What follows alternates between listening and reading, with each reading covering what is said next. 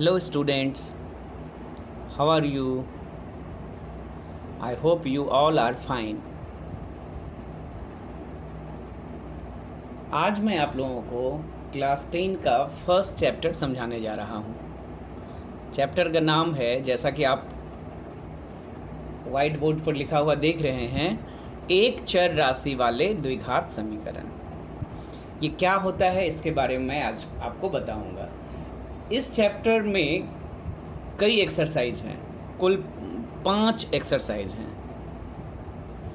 तो ये द्विघात समीकरण क्या होता है फर्स्ट चैप्टर में इसको समझाएंगे, और ये इसका गठन कैसे किया जाता है ये बताया जाएगा।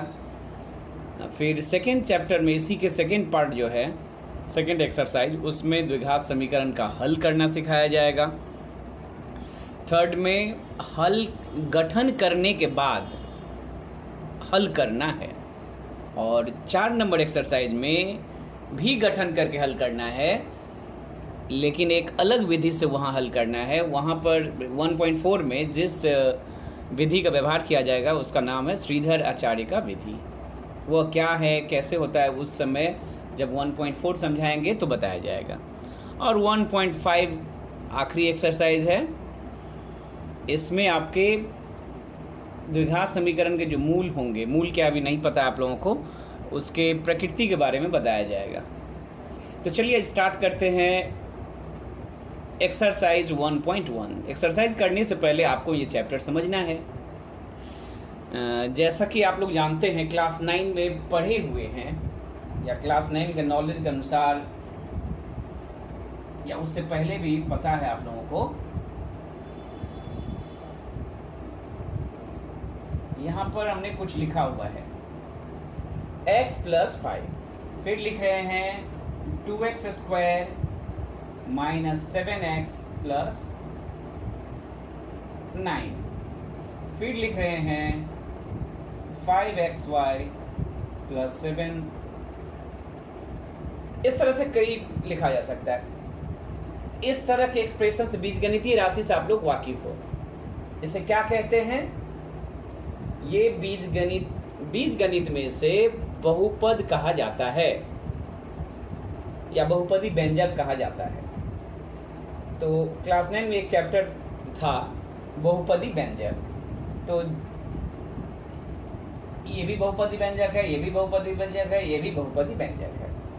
तो इसमें x का जो मैक्सिमम पावर होगा, सबसे अधिक जो पावर होगा, उसे उतने घात वाला बहुपदी व्यंजक या बीजगणितीय राशि कहा जाएगा। जैसे में x का घात है 1, तो इसको कहेंगे एक घात वाला बहुपदी व्यंजक। क्योंकि इसमें x का सर्वोच्च घात 2 है, इसको कहेंगे दो घात वाला बहुपदी व्यंजक। और अगर इसके बारे में मैं बाद में बता रहा हूँ, अगर यहाँ पर लिखा रहता x³ + 7x, तो इसको क्या कहेंगे? 3 घात वाला बहुपदी व्यंजक। पावर x का 4 होगा, 4 घात वाला बहुपदी व्यंजक। और ये 5xy + 7 जो है, इसको कहा जाता है युग्म समीकरण। युग्म क्यों? समीकरण नहीं, अभी नाम है, अभी युग्म बहुपदी व्यंजक। युग्म बहुपदी व्यंजक, क्योंकि 2 है, ये भी बहुपदी व्यंजक है, इसे भी बहुपदी व्यंजक ही कहा जाता है। क्योंकि x y दोनों आया है, इन सब में एक एक राशि आया हुआ है, तो इसको कहेंगे एक चर राशि वाले बहुपदी व्यंजक। और इसमें 2 राशि आ गया है, तो 2 चर वाले बहुपदी व्यंजक है। और इसी को, यही बहुपदी व्यंजक के बराबर में अगर इक्वल टू कुछ भी हो जाए, 5 6 7 0 कुछ भी आ जाए, तो इसे ही समीकरण कहा जाता है। तो जो बहुपदी व्यंजक होगा वही एक समीकरण का निर्माण करेगा। जो बहुपदी व्यंजक नहीं होगा उससे समीकरण बनना संभव नहीं है। और बहुपदी व्यंजक जब आप लोग सीखे होंगे तो वहां पर ये क्लियर बताया गया था कि बहुपदी व्यंजक के घात पूर्ण संख्या के रूप में होते हैं, चाहे 1 2 3 4 5 होगा, या -1 2 3 4 कुछ भी होगा। भिन्न में इसके बहुपदी व्यंजक के घात, किसी भी राशि का घात भिन्न में नहीं हो सकता। तो अब आते हैं समीकरण में। इक्वल टू 0 दे दिया गया, इक्वल टू 5 भी दिया जा सकता है, जैसे आप पढ़कर भी आए हो। 21x - 5 equal to 20। ये क्लास 7 में ये समीकरण हुआ करता था। इसको कहते हैं, चूंकि x का घात 1 है, मैक्सिमम घात, सर्वोच्च घात 1 है, इसको कहा जाता है एक घात समीकरण। और चूंकि इसमें राशि भी एक है, केवल x अननोन राशि है, चर राशि है, जिस राशि का मान नहीं पता उसे चर राशि कहते हैं। तो एक चर राशि है तो इसको कहते हैं एक चर राशि वाले एक घात समीकरण। और इसको क्या कहेंगे? 2x² - 7x + 9 equal to 0। इसको कहेंगे, चूंकि इसमें भी एक राशि है, एक चर राशि है, और लेकिन घात इसका 2 है, जिसको कहेंगे एक चर राशि वाले द्विघात समीकरण। द्विघात समीकरण क्या होता है जो इस चैप्टर में पढ़ना है? एक ऐसा समीकरण जिसमें जो चर राशि होगा, अननोन राशि होगा, उसका मैक्सिमम पावर सर्वोच्च घात 2 होगा। चूंकि इसका मैक्सिमम घात 2 होता है, इसलिए इसको द्विघात समीकरण कहते हैं। और 2 छोड़कर मैक्सिमम पावर कहीं भी हो सकता है। 5 + 7x² - 10x इक्वल टू 0। तो ये कितने घात का समीकरण है? ये 2 घात समीकरण, द्विघात समीकरण। क्यों? x का सर्वोच्च घात 2 है। ये पहले में भी हो सकता है, बीच में भी हो सकता है, राइट साइड में भी हो सकता है, लास्ट में भी हो सकता है, कहीं भी हो सकता है।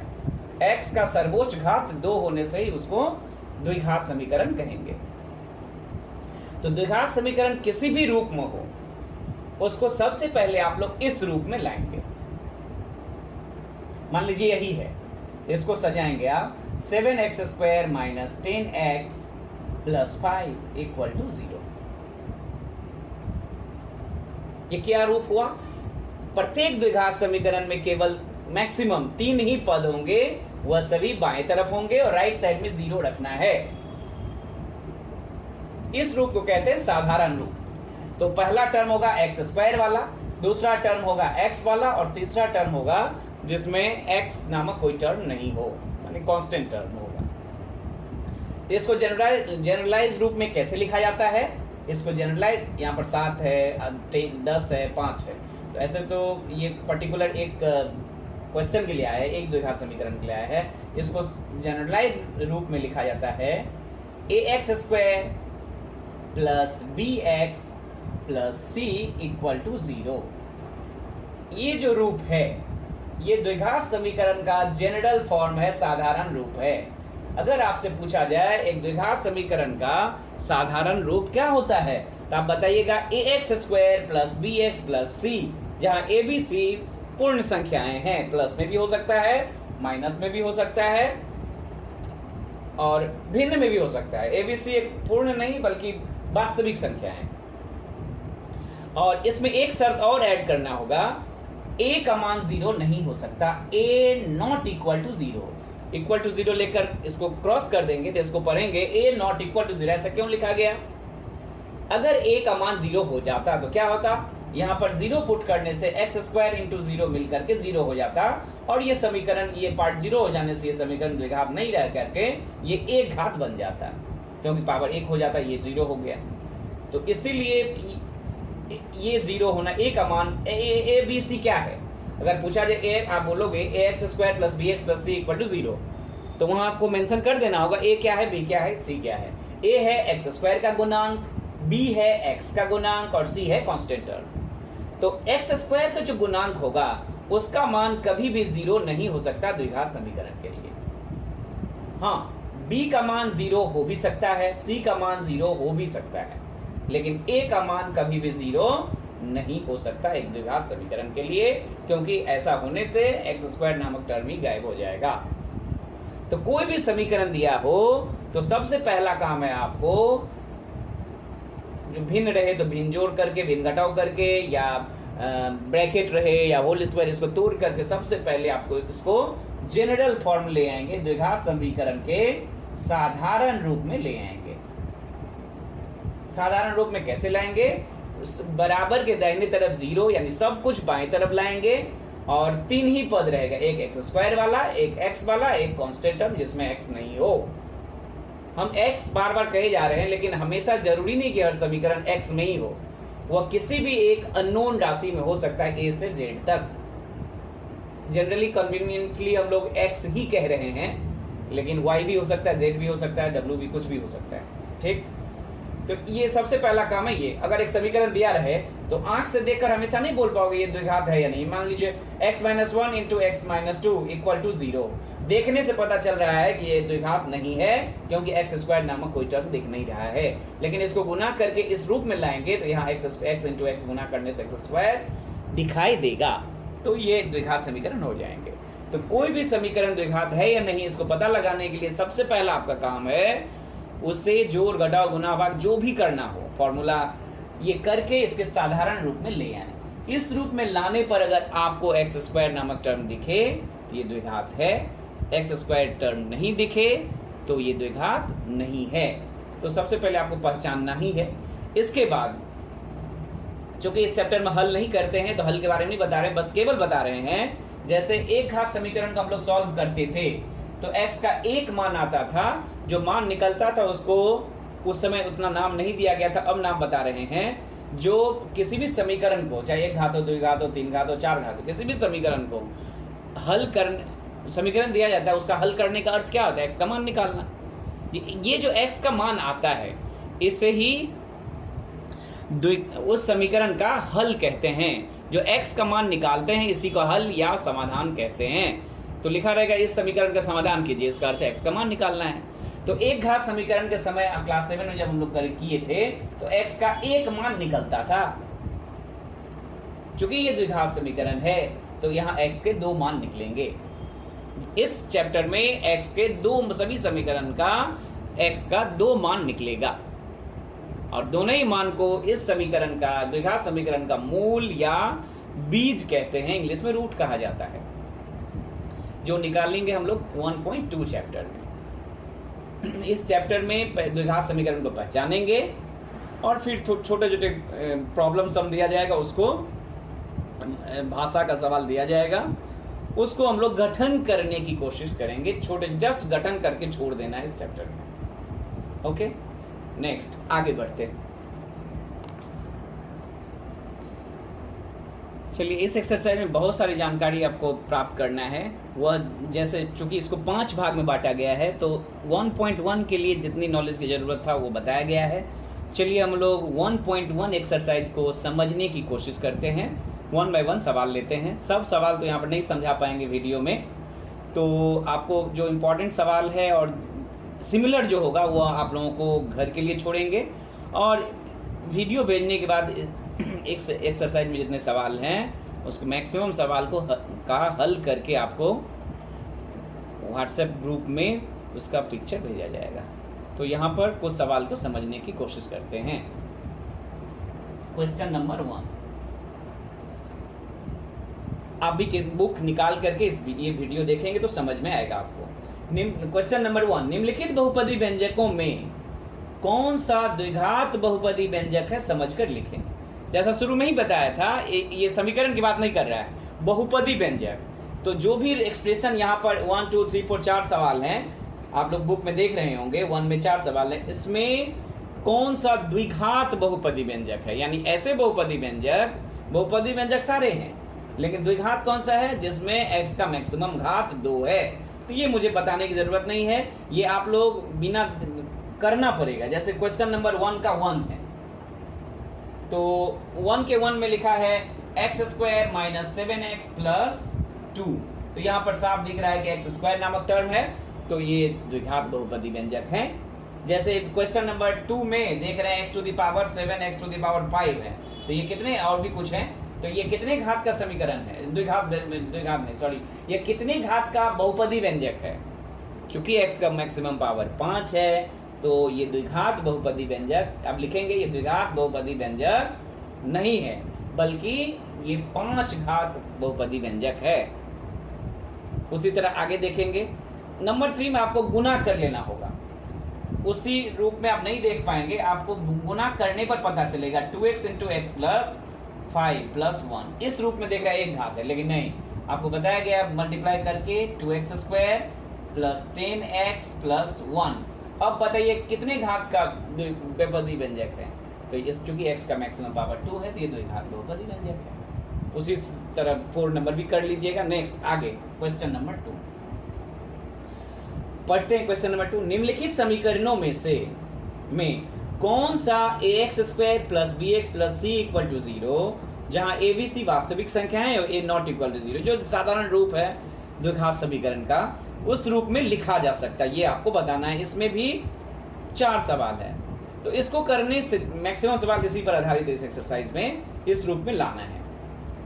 तो किसी भी सवाल को ax² plus bx plus c equal to 0 लाने के लिए, एक मान 0 नहीं हो सकता, ये लाने के लिए सभी सवाल को इसी रूप में लाना है। तो इस रूप में फिलहाल नहीं दिया गया है, इस रूप में आपको लाना है। तो कोई भी भिन्न का सवाल हो तो उसको एलसीएम भिन्न जोड़ भिन्न घटाव करके ला देंगे, और कोई होल स्क्वायर होल के इस तरह के सवाल होंगे तो उसको फॉर्मूला यूज करके करेंगे। तो एक सवाल जैसे पहला ही है उसको बताने की कोशिश करते हैं। x minus 1 plus 1 by X equal to 6। ये सवाल देखने में तो नहीं लग रहा है कि ये द्विघात समीकरण है, लेकिन ये 2 नंबर में जितने भी सवाल हैं सभी द्विघात समीकरण है, पहले बोल ही दिया गया है, लेकिन विभिन्न रूप में है, उसको इस रूप में आपको ला करके दिखाना है। चलिए जिसमें x है उसको एक तरफ रखते हैं, x प्लस 1 बाई एक्स, और जिसमें जो अंक है उसको दाहिने तरफ ले जाते हैं। 6 प्लस 1 माइनस 1 है तो प्लस 1, ये आप नियम जानते हैं। कोई बच्चा चाहे तो इस हालत में भी लॉसर ले सकता है 1 को बगैर राइट साइड में लिए, या ले भी सकते हैं नहीं भी ले सकते हैं। चलिए हमने लिया, आप नहीं भी ले सकते हो। इसके नीचे 1 है, 1x का लॉसर x, और 6 प्लस 1 7 हो जाएगा। यहाँ x इंटू एक्स हो जाएगा, आप जानते हो इससे भाग देंगे तो x आएगा, x को x इंटू करेंगे तो x² प्लस x को x से भाग देंगे 1 आएगा, 1 को 1 से करेंगे तो 1, क्रॉस मल्टीप्लाई x² प्लस 1 को नीचे 1 कुछ नहीं होने से 1 मान लेंगे तो आ जाएगा x² plus 1 equal to 7x। दाहिने तरफ क्योंकि आप साधारण ये रूप में लाने के लिए आपको क्या होगा, सब क्या करना होगा, सभी राशि को लेफ्ट में लाना होगा। तो x² प्लस 1 माइनस 7x, क्योंकि प्लस में था, और x² सजा ले रहे हैं, पहले x² फिर x वाला टर्म फिर कांस्टेंट टर्म। तो ये आ गया इस रूप में, जहां पर a इक्वल टू कितना नजर आ रहा है, x² के गुणांक को a कहते हैं, जो नजर कुछ नहीं आया तो मान लेते हैं 1। जहां b कितना नजर आ, चिन्ह सहित बोलेंगे, x के गुणांक को b कहते हैं -7। c मींस कांस्टेंट टर्म कितना है, इक्वल टू 1। तो ये साधारण रूप में आ गया। इसी तरह बाकी सवाल को ट्राई करेंगे, और जो सवाल नहीं बने मुझसे पूछेंगे, और इस मैक्सिमम सवाल को बनाकर भेज रहे हैं। नेक्स्ट चलिए क्वेश्चन नंबर 3, समीकरण x to the power 6 minus x³ minus 2 equal to 0 चर के किस घात के लिए द्विघात समीकरण बन सकता है। ये अभी जो दिखाई दे रहा है आपको, ये कितने घात समीकरण नजर आ रहा है, ये आप लोगों को 6 घात वाला समीकरण नजर आ रहा होगा। किस रूप में, x के रूप में। इसको कहेंगे 6 घात वाला समीकरण। किस चर राशि के रूप में, x के रूप में ये 6 घात समीकरण फिलहाल दिया गया है। और आपसे पूछा गया है कि क्या इसको किसी भी राशि के द्विघात समीकरण के रूप में लिखा जा सकता है। किसी भी राशि के द्विघात समीकरण में लिखने के लिए इसको किसी का होल स्क्वायर लिखना पड़ेगा। जिसका भी ये होल स्क्वायर होगा उसी राशि में ये लिखा जाएगा। और ये चूंकि होल राशि होगा, होल स्क्वायर होगा, तो वो राशि इसके अंदर आएगा -2 इक्वल टू 0। यहाँ नजर आ रहा है ये किसका, x टू द पावर 6 किसका होल स्क्वायर है, x³ का, पावर इंटू होने से 6 आ जाएगा। और यहाँ क्या है, x³। तो ये किसके द्विघात समीकरण के रूप में आप कहेंगे, ये द्विघात समीकरण है किस रूप में, x³ के द्विघात समीकरण के रूप में इसे लिखा जा सकता है। किस चर राशि के द्विघात समीकरण के रूप में इसे लिख सकते हैं, x³ के द्विघात समीकरण के रूप में लिखा जा सकता है। नेक्स्ट नंबर 4 पढ़ते हैं। क्वेश्चन नंबर 4 का 1। एक समीकरण दिया गया है a minus 2 into x square plus 3x plus 5 equal to 0 के किस मान के लिए द्विघात समीकरण यह नहीं होगा। a के किस में, यहाँ पर थोड़ा सा क्वेश्चन मिस्टेक है, ऐड कर लीजिएगा। ये समीकरण लिखा गया है a minus 2 into x square plus 3x plus 5 equal to 0। यहाँ पर क्वेश्चन होना चाहिए इस समीकरण में a के किस मान के लिए ये द्विघात समीकरण नहीं होगा, a के किस मान के लिए ये द्विघात समीकरण नहीं होगा। क्या होगा complete line, a minus 2 into x square plus 3x plus 5 equal to 0 में a के किस मान के लिए द्विघात समीकरण नहीं होगा। तो a का मान निकालते हैं। तो ये द्विघात समीकरण कब नहीं होगा, ये आपको कंडीशन जानना पड़ेगा। तो कोई भी समीकरण द्विघात समीकरण तभी नहीं होगा जब इसमें एक्स स्क्वायर नामक टर्म नहीं हो, मैक्सिमम घात एक्स स्क्वायर न हो। अगर ये एक्स स्क्वायर एब्सेंट हो जाए, हट जाए, ये द्विघात समीकरण नहीं रहेगा। तो ये इसको हटाने के लिए इसके गुणांक को 0 होना होगा। तो कोई भी समीकरण द्विघात समीकरण नहीं होगा जब एक एक्स स्क्वायर का गुणांक 0 हो जाएगा। लिखेंगे चूंकि ये जो समीकरण दिया गया है ये समीकरण द्विघात नहीं रहेगा या होगा, इसीलिए ये द्विघात नहीं होगा कब, जब लिखेंगे एक्स स्क्वायर का गुणांक का मान 0 हो जाए। कि एक्स स्क्वायर के गुणांक का मान जब 0 हो जाए तो ये द्विघात समीकरण नहीं रहेगा। तो एक्स स्क्वायर का गुणांक है क्या, यहाँ पर एक्स स्क्वायर के सामने जो भी राशि रहेंगे वो उसका गुणांक है। तो a माइनस 2 इसका गुणांक है एक्स स्क्वायर का, a माइनस 2 इक्वल टू 0 हो जाएगा। तो यहाँ से a का मान क्या निकलेगा, a इक्वल टू 2, यही पूछा गया था। a के किस मान के लिए द्विघात समीकरण नहीं रहेगा, आप कहोगे a इक्वल टू 2 के लिए दिए गए समीकरण द्विघात नहीं रहेगा, क्योंकि a equal to 2 means a minus 2 equal to 0 हो जाएगा और इसको इंटू करने से ये एक्स स्क्वायर नामक पद नहीं रहेंगे, इसलिए द्विघात नहीं होगा। तो आपको कोई भी सवाल दिया गया और पूछेगा ये द्विघात होगा या नहीं हो, द्विघात नहीं होगा दिए गए किस राशि के लिए, तो आप एक्स स्क्वायर के गुणांक को 0 कर देंगे। करेक्ट। चलिए आगे बढ़ते हैं। क्वेश्चन नंबर 4 का 2 में क्या दिया गया है, एक राशि दी गई है और कहा गया इसको ax square plus bx plus c के रूप में एक्सप्रेस करें। जो क्वेश्चन नंबर 2 में सारे सवाल में क्या कहते हैं ये घर से करेंगे आप लोग। क्वेश्चन नंबर 4 का इसमें भी एक राशि दी गई है और फिर उसको कहा गया ax square plus bx plus c equal to 0 में व्यक्त करें। तो इसको भी लेफ्ट साइड में तो किया हुआ है, राइट साइड में इंटू करेंगे, सबको लेफ्ट में लाएंगे, इस रूप में आ जाएगा। तो ये भी घर से करेंगे, बहुत ही इजी सवाल है। वीडियो में हर एक सवाल को अगर यहाँ बनाया जाए तो वीडियो बहुत लंबा हो जाएगा, इसीलिए सिमिलर सवाल आप लोग घर से ट्राई करेंगे, नहीं आने पर पूछेंगे। क्वेश्चन नंबर 4 भी वही है, लेकिन इसको थोड़ा बता देते हैं। x प्लस 2 लिखा गया है, x plus 2 whole cube equal to x into x square minus 1। इसको भी उसी रूप में ले आएंगे, कुछ नहीं करना है। x है समीकरण क्या है, x plus 2 whole cube equal to x into x square minus 1। कुछ बच्चे समझ रहे हैं होल क्यूब है, क्यूब आ जाएगा तो ये द्विघात कैसे होगा, बिल्कुल नहीं। आप इसको जब तोड़ेंगे तो यहाँ x क्यूब आएगा, a cube plus 3 into A square b into plus 3ab square 3ab square, a की जगह x है, b की जगह 2 है, प्लस b क्यूब यानी 2 का क्यूब इक्वल टू इसको भी गुना कर लिया जाएगा x क्यूब माइनस x। तो यहाँ पर देख रहे हो आप x क्यूब दोनों तरफ से कट जाने के बाद ये x स्क्वायर के रूप में ही रहेंगे, ये x स्क्वायर के रूप में रहेंगे तो ये द्विघात हैं। इस सभी को एक तरफ लाएंगे तो ये द्विघात के रूप में ax square plus bx plus c के रूप में आ जाएगा। बस यहाँ पर ax square plus bx plus c के रूप में लाकर ही छोड़ना नहीं है, बल्कि उसमें पूछा गया क्वेश्चन एक्स स्क्वायर का गुणांक कितना है, एक्स स्क्वायर के सामने जो अंक होंगे वही एक्स स्क्वायर का गुणांक होगा। x का गुणांक कितना है, x का गुणांक होगा x के सामने जो अंक होंगे चिन्ह सहित वही उसका गुणांक होगा। इसमें एक राशि और दिया गया है कि x टू दी पावर 0 का गुणांक क्या होगा। x to the power constant term में x टू दी पावर का गुणांक होता है, constant term x square x to the power 0 के गुणांक होते हैं। करेक्ट।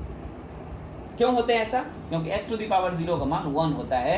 मान लो यहाँ पर x square plus 5x plus 7 equal to 0, ये तो एक्स स्क्वायर गुणांक हुआ x का हुआ, यहाँ आप लिख सकते हो इंटू 1 की जगह लिख सकते 7 एक्स टू दी पावर 0, तो x टू दी पावर 0 गुणांक 7 हो जाएगा यहाँ पर। तो कांस्टेंट टर्म ही x टू दी पावर 0 के गुणांक होते हैं। नेक्स्ट क्वेश्चन नंबर 5 और 6, ये दोनों लैंग्वेज वाला सवाल, ये पहली बार आप लोग सीखने जा रहे हैं। द्विघात समीकरण का गठन कैसे किया जाता है। तो शुरू में आपको ये समझने में थोड़ा सा दिक्कत आएगा। इस चैप्टर में केवल रचना करके या गठन करके द्विघात समीकरण बना करके छोड़ देंगे। अगले 1.3, 1.4 इन सब एक्सरसाइज में रचना भी करना है, गठन भी करना है और उसका समाधान करके x का मान भी निकालना है। तो चलिए यहाँ पर छोटे छोटे सवाल दिए गए, इसको गठन करने की कोशिश करते हैं। क्वेश्चन नंबर 5,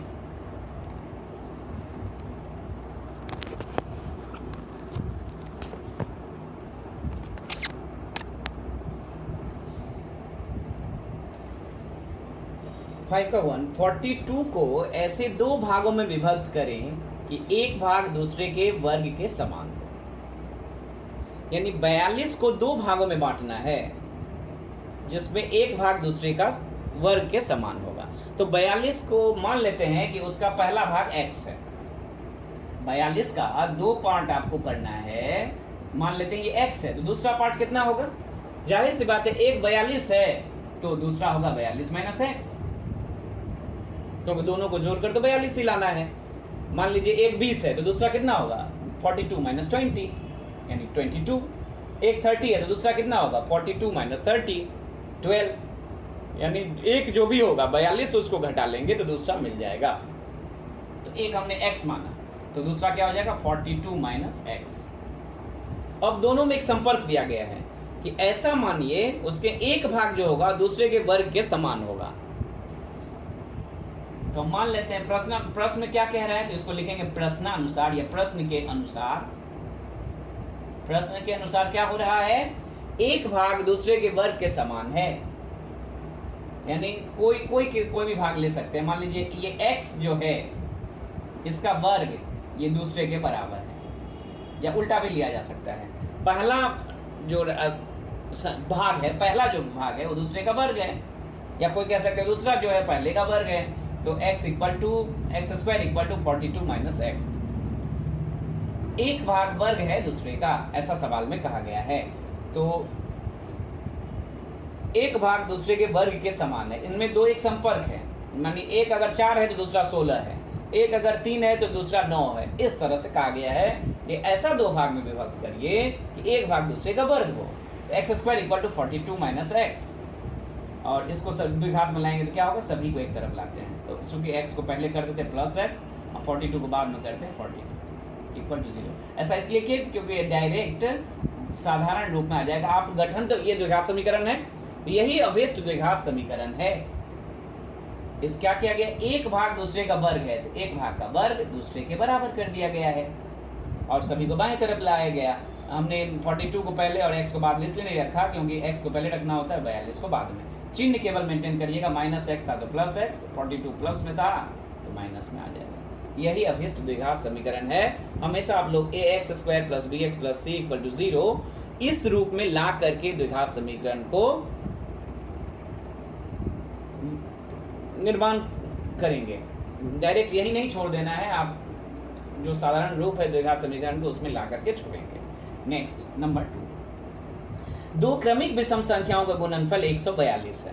अगर मान लें, नंबर 2 हो रहा है, मान लें विषम संख्या क्या है? आप जानते हैं जिन संख्याओं में दो से विभाजन, जिन संख्याओं जो संख्या 2 से विभाज्य नहीं होता है उसे विषम संख्या कहते हैं। जैसे 1, 3, 5, 7 इस तरह की संख्या को विषम संख्या कहते हैं। इनमें एक संपर्क है। अगर यहाँ पर 1 है, 3 है, 5 है तो कितना का अंतर हो रहा है? 2 का अंतर हो रहा है। तो माना एक संख्या मान लेते हैं, एक विषम संख्या को हम क्या मान लेते हैं? एक विषम संख्या को मान लेते हैं x। तो बताइए, तो क्रमिक बोला गया लगातार, तो दूसरा जो विषम संख्या होगा वो क्या हो जाएगा? x प्लस कितना? 1, 2, 3 कितना? दोनों में क्या क्या संपर्क है? सभी +2 हैं, सभी +2 हैं, सभी +2 हैं, तो x प्लस 2। x प्लस 1 करेंगे तो सम आ जाएगा बीच में, इसलिए x प्लस 2 करेंगे तो विषम आता जाएगा। तो दो क्रमिक ये विषम संख्या हो गया लगातार। अगर ये 5 है तो 5 + 2 7, ये 10 है, सॉरी 10 तो नहीं होगा, ये 11 है तो 11 + 2 13, ये 15 है तो 17। ठीक, तो अब दोनों में एक संपर्क है जो जिसको हम लोग गठन करते समय दो ही लाइन रहेगा, दो ही कंडीशन होगा, एक मानने के लिए और दूसरा प्रश्नानुसार करके इक्वल टू करने के लिए, जहां समीकरण दिखाई देगा। प्रश्नानुसार देखिए इस सवाल में भी कुछ कहा गया है। कि दो क्रमिक विषम संख्याओं का गुणनफल 143, यानी इन दोनों को गुना करेंगे x इंटू एक्स प्लस 2 तो आ जाएगा 143। ये द्विघात समीकरण है, जब गुना करेंगे तब पाएंगे। X square plus x into कर रहे हैं 2x इक्वल टू 143, और इसको साधारण रूप में लाते हैं एक्स स्क्वायर प्लस 2x 143 को इस तरफ लाते हैं, तो ये अभिष्ट द्विघात समीकरण है, द्विघात समीकरण के रूप में आ गया। बहुत ही सहज है, छोटे छोटे दिए गए गठन, केवल गठन करके छोड़ देना है। चलिए सिमिलर है 5 का जो 3 नंबर है वो आप लोग घर से ट्राई करेंगे, नहीं बनने पर हमसे पूछेंगे, सेम है, आप सही से पढ़ोगे गठन कर पाइएगा। नेक्स्ट आते हैं क्वेश्चन नंबर 6 में। 6 का 1, एक आयताकार क्षेत्र के विकर्ण की लंबाई 15 मीटर है तथा उसकी लंबाई चौड़ाई की अपेक्षा 3 मीटर अधिक है। इसमें भी गठन करना है 6 के सभी सवाल में। तो एक ये आयत के बारे में है, माने 5 में छोटे छोटे सवाल थे, इससे थोड़ा सा बड़ा होगा। तो आयत के विकर्ण की लंबाई दी गई है और लंबाई चौड़ाई में एक संपर्क दिया गया। लंबाई चौड़ाई में जहां संपर्क दिया गया, एक हमने एक आयत बनाया जिसमें लंबाई क्या है आप जानते हो, बड़े भुजा को लंबाई कहते हैं, छोटे भुजा को चौड़ाई कहते हैं, और दो शीर्ष बिंदु जो दूर वाला है उसको मिलाने वाली सरल रेखा को विकर्ण कहते हैं। तो लंबाई चौड़ाई में एक संपर्क है मानते हैं, हमेशा आयत के सवाल में मैक्सिमम टाइम आप चौड़ाई को ही मानिएगा। माना चौड़ाई, आयत की चौड़ाई को x मान लिए, x मीटर, और इसलिए आयत की जो लंबाई हो जाएगा वो कितना हो जाएगा, 3 मीटर अधिक हो जाएगा, तो x प्लस 3 हो जाएगा। बहुत ही सहज है। अब प्रश्नानुसार चूंकि विकर्ण दिया गया है तो विकर्ण का मान हम लोग फॉर्मूला से जानते हैं, आयत का विकर्ण बराबर कितना, 15 मीटर। तो विकर्ण का सूत्र आप जानते हो, नहीं जानने से क्लास 9 में ये पढ़ा, 9 में तो ये था ही, उससे पहले क्लास 7 में भी ये चैप्टर था, और वहां पर हम बताए थे फॉर्मूला। आयत के विकर्ण का सूत्र होता है रूट ओवर लंबाई स्क्वायर प्लस चौड़ाई स्क्वायर इकाई। चूंकि इकाई दोनों तरफ से हटा दिए हैं तो लंबाई चौड़ाई का मान पुट करिए, समीकरण आ जाएगा। बस जो चीज का मान दिया गया बस उसका फॉर्मूला लिखना है आयत मेंसुरेशन में। तो लंबाई का कितना माने हैं आप, x प्लस 3 होल स्क्वायर, और चौड़ाई कितना माने x, तो इसका स्क्वायर इक्वल टू 15। चूंकि रूट को हटाना है तब ये समीकरण द्विघात हो पाएगा। रूट को हटाने के लिए स्क्वायरिंग बोथ साइड किया जाता है। स्क्वायरिंग बोथ साइड करने से यहाँ रूट हट जाएगा दोनों पक्षों का वर्ग करने पर, और यहाँ 15 का स्क्वायर हो जाएगा जो होता है 225। बस इसको वर्ग, सॉरी क्यूब नहीं होगा, ये स्क्वायर है एक्स स्क्वायर, बस दोनों का वर्ग तोड़ देना। आप जानते हैं a plus b whole square, a square plus 2ab, 2 into x into 3 यानी 6x प्लस 3 का क्यूब कितना होगा 9, 3 का square, sorry A square plus 2ab plus B square. आप करेंगे तो ये आएगा, इसको जोड़िएगा तो एक्स स्क्वायर आ जाएगा 2x square plus 6x plus 9, और 225 को इस सब तरफ लाएंगे तो यहाँ पर आ जाएगा 2x square plus 6x minus 9, अगर माइनस करेंगे तो आएगा 216। तो इस रूप में भी कोई छोड़ सकता है, कोई दिक्कत नहीं है। इसको आप छोटा भी कर सकते हो, 2 कॉमन ले लिए, x square plus 3x minus 108 equal to 0, और 2 को अगर इनटू में है उस तरफ ले गए 0/2 तो 0 हो जाएगा। तो x square minus plus 3x minus 108 equal to 0। यही अभिष्ट द्विघात समीकरण है 6 के 1 के लिए। कोई चाहे तो यहाँ पर भी छोड़ने से फुल मार्क्स दिया जाएगा, 2x square plus 6x minus 12, और नहीं तो तीनों में अगर कुछ कॉमन है तो कॉमन लेकर छोटा किया जा सकता है। ठीक, तो ये बहुत ही सहज है। आयत की चौड़ाई को मान लिया गया है, लंबाई उससे 3 अधिक होगा तो x प्लस 3 हो जाएगा। विकर्ण दिया गया है, जो चीज दिया गया होगा उसको प्रश्न अनुसार लाएंगे। इसका फॉर्मूला जानते हैं, रूट ओवर लंबाई स्क्वायर प्लस चौड़ाई स्क्वायर। तो लंबाई का मान जानते हैं, चौड़ाई का मान जानते हैं, रूट हटा दिए स्क्वायरिंग करके दोनों तरफ, इस तरफ स्क्वायर करने से हट जाता है, इधर 15 का 225 हो जाएगा। होल स्क्वायर तोड़ेंगे, जोड़ेंगे, सभी को बाएं तरफ लाएंगे तो ये आ जाएगा। 2 कॉमन ले भी सकते हो या वहां भी छोड़ सकते हो। नेक्स्ट 6 का 2, कोई व्यक्ति 80 रुपया में कुछ किलोग्राम चीनी खरीदा, यदि उसी रुपये में वे 4 किलोग्राम चीनी अधिक पाते तो चीनी की प्रति किलोग्राम दर 1 रुपया कम होती। चलिए इसको कैसे करेंगे। मान लीजिए पहले 80 रुपया ले जाते थे मार्केट तो आपको कुछ केजी चीनी मिलता था, ठीक। कुछ केजी मिलता था, नहीं पता, मान लेते हैं x केजी मिलता था। तो अभी उसी 80 रुपया को ले जाएंगे तो 4 केजी चीनी अधिक मिलेगा आपको। तो पहले x केजी मिलता था, अब कितना मिलेगा, x प्लस 4 केजी उसी 80 रुपये में। तो बताइए तो उस समय रेट क्या था? 1 केजी के दाम को रेट कहा जाता है। 1 केजी का मूल्य कितना था पहले? अगर आप ऐसे सोचो 80 रुपया ले गए और आपको मिला 10 केजी, तो दाम 1 केजी के दाम कैसे निकलेगा? कुल रुपए में कुल परिमाण से भाग देंगे, 80 में 10 से भाग देंगे, 8 रुपया रेट निकलेगा 1 केजी का दाम। तो यहाँ पर क्या निकलेगा? कुल रुपए में जितना केजी मिला उससे भाग देंगे, जब 1 केजी का दाम निकल जाता है। 80 रुपए में कुल x केजी सामान मिला, तो 80 बटा x उसका 1 केजी का दाम है, और यहाँ पर 1 केजी का दाम है 80 बटा x प्लस 4 रुपया। अब दोनों में एक संपर्क है कि 1 केजी के दाम में दोनों में क्या संपर्क, पहले के दाम में और अभी के दाम में क्या संपर्क होगा? बोल रहा है चीनी की प्रति किलो दर 1 रुपया कम होती है, यानी ये पहले का दर है, ये अभी का दर है। 80 बटा x पहले का दर माने 1 का दाम, और ये अभी का दर है, ये 1 रुपया कम है। अब बाद वाला जो दर है वो 1 रुपया कम हो जाएगा, यानी ये 1 रुपया चूंकि इससे कम है इसलिए इसमें 1 जोड़ दीजिए। ये पहले कुछ दाम था, अभी का जो दर है 1 केजी का दर, ये 1 रुपया पहले से कम है, तो चूंकि ये कम है इसीलिए जोड़ देंगे, तो बराबर हो जाएगा। मान लीजिए ये है 20, तो ये है 1 रुपया कम यानी 19 है, तो इन दोनों बराबर कब होगा? जब 19 में 1 जोड़ देंगे। जो 1 रुपया कम है उसमें जोड़ देने से ये उसके बराबर हो जाएगा। जो कम हो उसमें जोड़ा जाता है, जो अधिक हो उसमें उससे घटाया जाता है। तो यहाँ पर यही अब इस द्विघात समीकरण है, इसको सिंप्लीफाई हम यहाँ बैठ करके वीडियो में नहीं कर रहे हैं। आप क्या करोगे, लॉसा ले लेंगे, वीडियो फिर लेंदी हो जाएगा। लॉसा लेकर क्रॉस मल्टीप्लाई कर देने से X square plus B X plus C के रूप में चला जाएगा। ये कर लीजिएगा घर से, समझने में कोई दिक्कत, एक बार और समझा दे रहा हूँ। 80 रुपया का लेकर मार्केट गए, मान लेते हैं पहले x केजी चीनी मिलता था, ठीक, वही 80 रुपया लेकर अब भी जा रहे हैं, तो पहले की तुलना में 4 केजी चीनी अधिक यानी x प्लस 4 केजी चीनी मिलेगा। तो दाम कैसे निकलता है, 1 केजी का दर कैसे निकलता है, मूल्य कैसे निकलता है? 80 बटा x, जितना रुपया आप ले गए और जितना केजी मिला। अब क्या रेट हो जाएगा? 80 बाई x प्लस 4, दोनों रेट में संपर्क है। पहले का जो दर है, अभी का जो दर है, अभी जो 1 केजी का दाम है वो 1 रुपया। क्वेश्चन नंबर 6 का 3 नंबर, 2 स्टेशनों के बीच की दूरी 300 किलोमीटर है। एक रेलगाड़ी पहले स्टेशन से समान वेग से दूसरे स्टेशन की तरफ गई। यदि उसका वेग 5 किलोमीटर प्रति घंटा अधिक होता तो उसे दूसरे स्टेशन तक पहुंचने में 2 घंटा कम समय लगता। चलिए मान लेते हैं 2 स्टेशन है A और B, उसके बीच की दूरी है 300 किलोमीटर।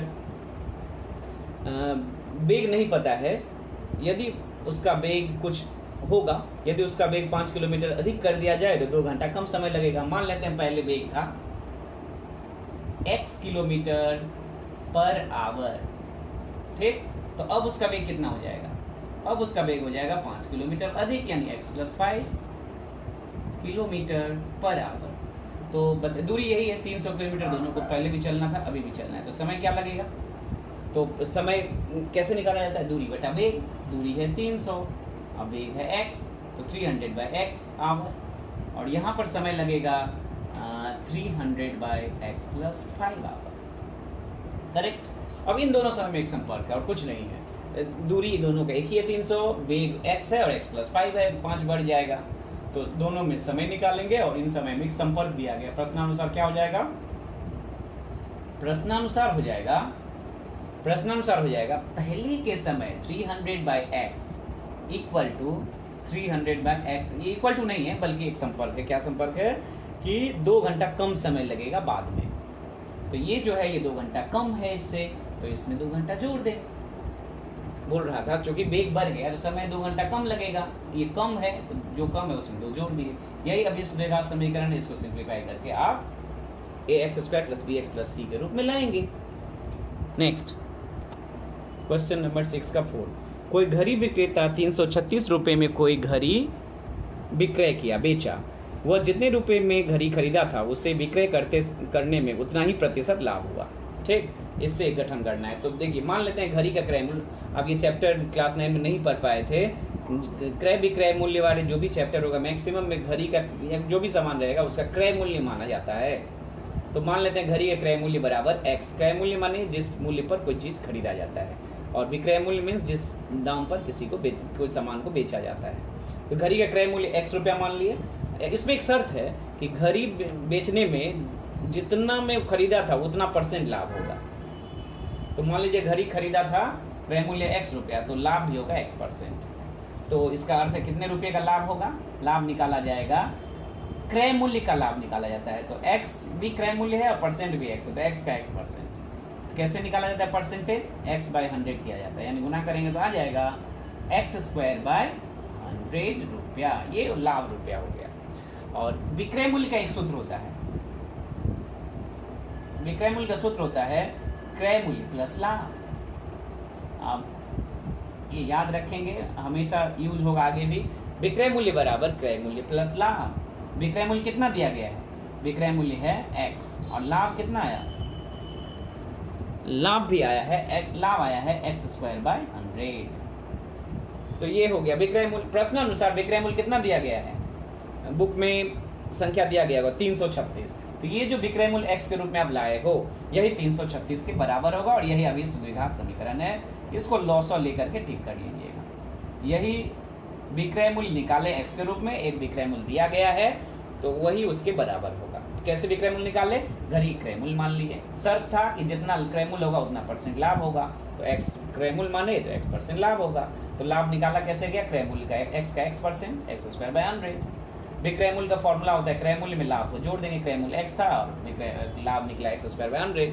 ये जो विक्रय मूल्य निकला x + x²/100 ये 336 के बराबर हो, क्योंकि सवाल में दिया गया है विक्रय मूल्य बराबर 336। यही अभिष्ट द्विघात समीकरण है। नेक्स्ट नंबर 5 देखिए, क्वेश्चन नंबर 5, नदी के धारा का वेग 2 किलोमीटर प्रति घंटा होने पर रतन नाविक को नदी की धारा के अनुकूल 21 किलोमीटर जाने के बाद पुनः उसी प्रारंभिक जगह पर वापस आने में 10 घंटा समय लगा। इसका क्या अर्थ है, इसका अर्थ है मान लीजिए यहाँ से स्टार्ट किया और यहाँ 21 किलोमीटर का जर्नी करना है, ठीक, ए से लेकर बी तक। तो ए से स्टार्ट किया, बी तक गया, और बी से फिर लौट करके इसको ए पर प्रारंभिक स्थान पर आना है। तो एक बार गया और एक बार आया। तो जब आप नदी में जर्नी करते हो, यात्रा करते हो, तो वहाँ धारा भी बहता है। यानी अगर जाते समय धारा आपका अनुकूल माने जिधर धारा बह रही उधर ही जाना है, उसको अनुकूल कहते हैं, और जिधर जा रहे हैं और धारा उसका विपरीत उल्टा आ रहा है तो उसको विपरीत, धारा के विपरीत प्रतिकूल कहते हैं। तो अगर जाते समय आपको अनुकूल मिल रहा है तो लौटते समय प्रतिकूल होगा। तो 21 किलोमीटर अनुकूल जाना है, 21 किलोमीटर लिख दे रहे हैं डिस्टेंस, अनुकूल भी जाना है, और 21 किलोमीटर 21 किलोमीटर प्रतिकूल भी आना है, ठीक। अच्छा, नाव का वेग नहीं दिया गया है, धारा का वेग दिया गया है। तो नाव का वेग मान लेते हैं x किलोमीटर प्रति घंटा, करेक्ट। और धारा का वेग बुक में सवाल में दिया गया है 2 kilometre per hour, kilometre per hour. तो नाव का धारा, तो जब धारा के अनुकूल जाता है तो दोनों वेग को जोड़ दिया जाता है। ये अब नहीं जानते थे, इसको कार्यकारी वेग कहा जाता है, जान लें। नाव का वेग और धारा का वेग दोनों को ऐड कर देंगे तो x + 2 किलोमीटर पर आवर इसका हो गया, करेक्ट। अब इधर क्या होगा, इधर नाव का वेग हो जाएगा x ही रहेगा किलोमीटर पर आवर, और धारा का वेग वही रहेगा। कार्यकारी वेग क्या होगा बताइए, तो प्रतिकूल होगा तो माइनस हो जाएगा। यही आपको याद रखने की जरूरत है। धारा के अनुकूल होगा तो नाव का वेग और धारा का वेग ऐड हो जाता है, प्लस हो जाता है, और प्रतिकूल स्थिति में दोनों के वेग, नाव और धारा का वेग घट जाता है, नाव पहले धारा बाद में, और दोनों को 21 किलोमीटर ही चलना है। तो समय कैसे निकलेगा, कितना जाने में लगा कितना आने में लगा, तो जाने में लगा दूरी बटा वेग, दूरी 21, अब वेग है x + 2, इतना आवर या घंटा। यहाँ पर लगा वही दूरी तय करना है केस, लेकिन वेग हो गया x - 2, तो इतना घंटा। तो दोनों का समय निकल गया। अब आप सवाल ढंग से पढ़ेंगे तो लिखा हुआ है कि जाने और आने में उसे 10 घंटे का समय लगा। तो दोनों समय लीजिए, जोड़ करके 10 के बराबर कर देंगे। 21/x + 2 + 21/x - 2 = 10। तो इसको आप साधारण रूप में लॉसर लेकर चले जाएंगे, ये घर से करेंगे। यही अभी द्विघात समीकरण है, इसको सिंप्लीफाई करने के लिए एलसीएम ले लेना पड़ेगा। कुछ नहीं है, x 9 का वेग मानना है, 2 इस धारा का दिया ही है, तो अनुकूल स्थिति में हो जाएगा x+2, प्रतिकूल में x-2, तो दूरी 21 है, तो समय होगा 21 बटा एक बार x+2 एक बार x-2, दोनों को जोड़ देंगे तो 10 के बराबर होगा। नेक्स्ट क्वेश्चन नंबर 6, हमारे घर के बगीचे की सफाई करने में महीम की अपेक्षा मजीद को 3 घंटा कम समय लगा।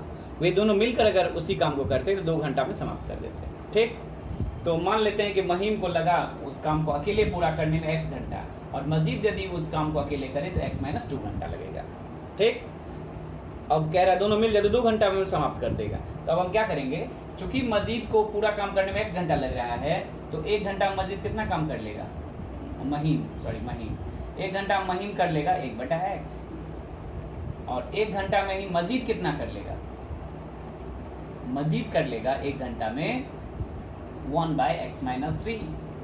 अब बताइए, तो अगर दोनों 1 घंटा काम करें, 1 घंटा दोनों काम करें, लैंग्वेज थोड़ा लिखेंगे आप, भेज देंगे बनाकर, यहाँ लैंग्वेज थोड़ा शॉर्ट में लिखा जा रहा है। 1 घंटा में दोनों कितना काम करेगा, दोनों का ऐड कर देना है, 1/x 1/x-3। ठीक, ये दोनों द्वारा अगर मिलकर काम 1 घंटा में किया जाता तो इतना होता। अब मुझे बताइए, अब बुक में दिया गया है दोनों पूरा काम, दोनों पूरा कर देंगे, दोनों कितने घंटे में, 2 घंटे में।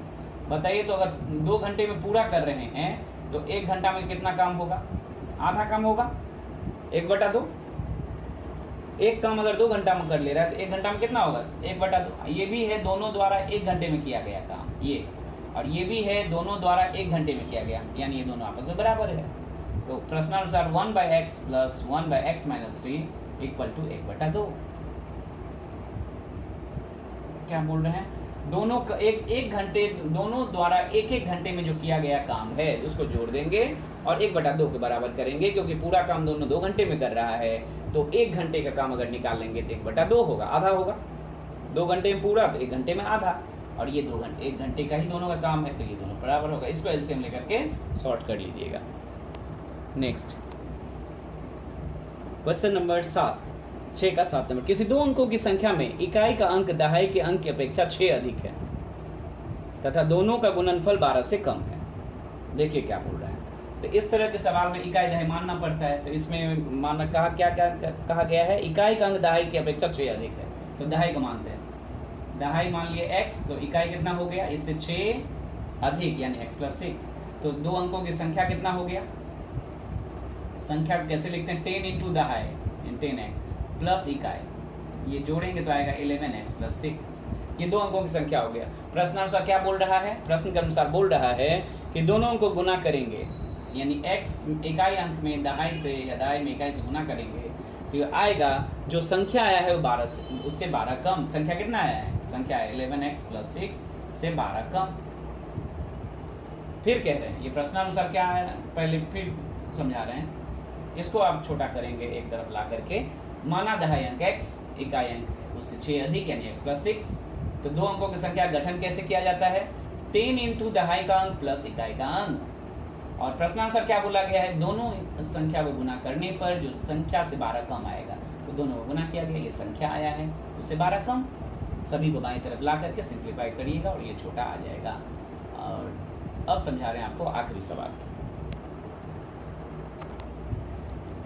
क्वेश्चन नंबर 8, 45 मीटर लंबे और 40 मीटर चौड़े एक आयताकार खेल के मैदान के बाहर चारों तरफ समान चौड़ाई का एक रास्ता है और उसका क्षेत्रफल दिया गया 450 वर्ग मीटर।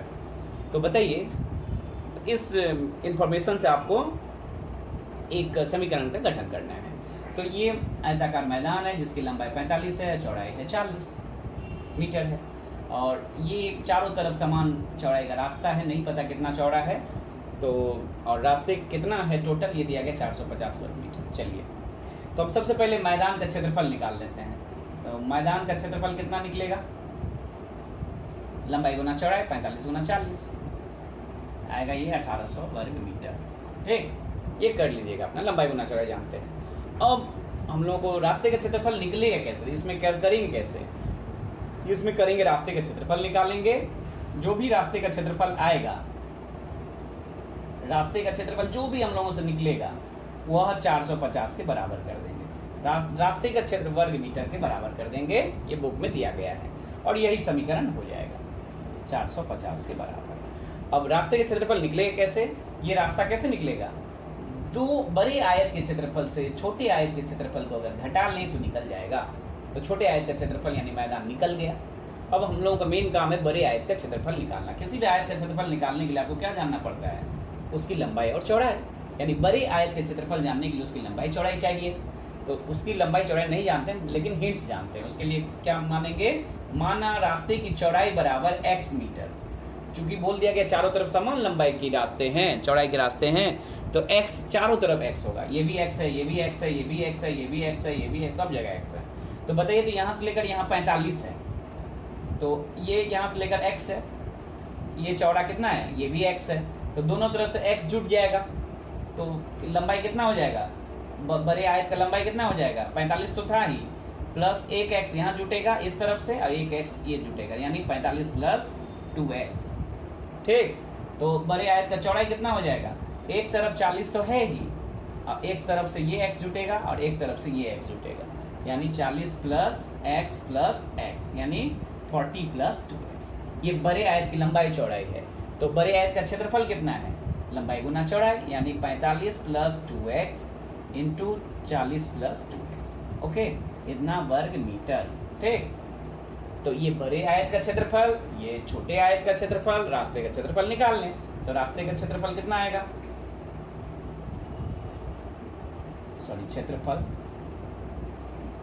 बड़े आयत का क्षेत्रफल से माइनस करेंगे छोटे को, तो 45 प्लस 2x, गुना नहीं कर रहे हैं, ऐसे ही छोड़ दे रहे हैं, 40 प्लस 2x, ये बड़े आयत का क्षेत्रफल हुआ, सॉरी 2x, माइनस 1800 आया था, ये आप कर लेंगे। ये जो रास्ते का क्षेत्रफल है, ये प्रश्नानुसार कितने के बराबर है, ये प्रश्नानुसार 450 के बराबर है, क्योंकि रास्ते का क्षेत्रफल 450 दिया गया है। तो ये जो आया है 45 plus 2x into 40 plus 2x minus 1800, ये बराबर होगा 450 के। ये बड़े आयत के क्षेत्रफल से छोटे आयत को घटाए, रास्ते का निकला, और रास्ते का सवाल के अनुसार 450 है, ये दोनों आपस में बराबर होगा। इसी को सिंप्लीफाई करेंगे तो ax² plus bx plus c रुकना है, ये अभी द्विघात समीकरण है। इसको आप सिंप्लीफाई करके छोटे करेंगे, क्योंकि ये बहुत ही लेंदी सवाल, मैंने हर सवाल को बताएंगे, सिंप्लीफाई करेंगे, वीडियो में तो लंबा हो जाएगा, इसलिए ये घर से करेंगे, नहीं कर पाएंगे तो मुझसे पूछेंगे आप लोग। इस तरह से एक्सरसाइज 1.1 समाप्त हो रहा है। इसका सवाल हम कुछ भेजेंगे बहुत जल्द, कहीं भी किसी बच्चे को नहीं समझ में आएगा तो पूछेंगे। Thank you.